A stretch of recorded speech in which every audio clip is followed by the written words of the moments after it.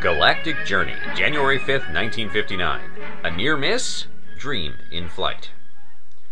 For those of you waiting on tenterhooks, here is the news. Mechta, aka Dream, aka Lunik, has soared past the moon. Skimming just 4,700 miles over the surface of the Earth's celestial neighbor, Mechta has become the first artificial object to escape Earth's gravity and enter solar orbit, where it will remain for the foreseeable future.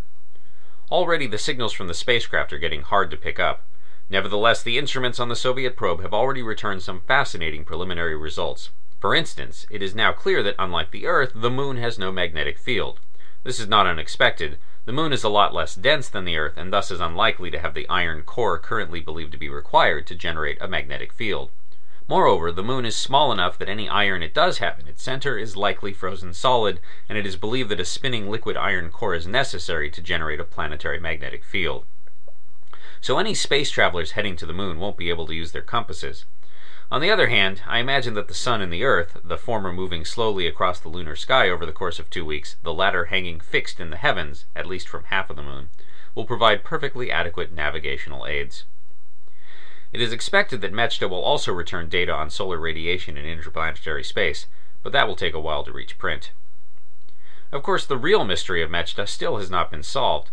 Western newspapers are describing the mission as an overshoot and a near miss.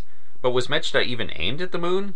TASS, the Soviet government news agency, certainly has not confirmed this. On the other hand, Moscow radio stated last night that Mechta would be taking pictures of the moon's hitherto unseen far side. This report was later retracted as erroneous. Curiouser and curiouser. Was there a camera on board Lunik? There certainly was enough space for one, at least an American-built one. Was the probe supposed to orbit the moon? If not, what was all that extra payload for?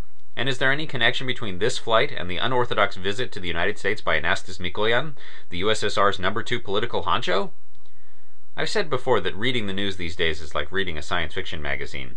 It wouldn't take much for an enterprising author to take today's headlines and turn them into tomorrow's stories.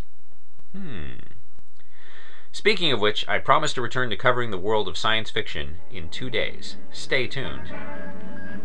The original written article, linked stories, and images can be found at galacticjourney.org by Gideon Marcus.